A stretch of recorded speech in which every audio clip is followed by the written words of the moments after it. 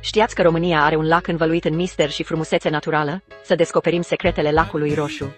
Cuibărit în Carpații Orientali, lacul Roșu este o minune naturală cu o poveste tulburătoare și frumoasă.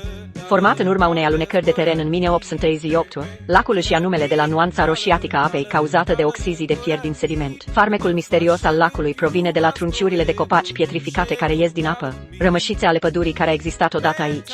Adaugă la asta legenda sa sângeroasă despre sângele ciobanilor care au pierit în alunecarea de teren și ai un loc plin de mister. Nu uitați aparatul foto. Acest loc este perfect pentru Instagram. După explorare, bucurați-vă de delicatese locale precum cârturi scalați sau păstrăvi proaspăt de la restaurantele din apropiere.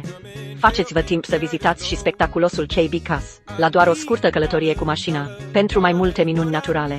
Fie că sunteți în căutare de mituri sau de o atmosferă liniștită, lacul Roșu este o destinație obligatorie din România. Gata de explorare? Lasă o inimioară dacă ai vizita acest lac magic.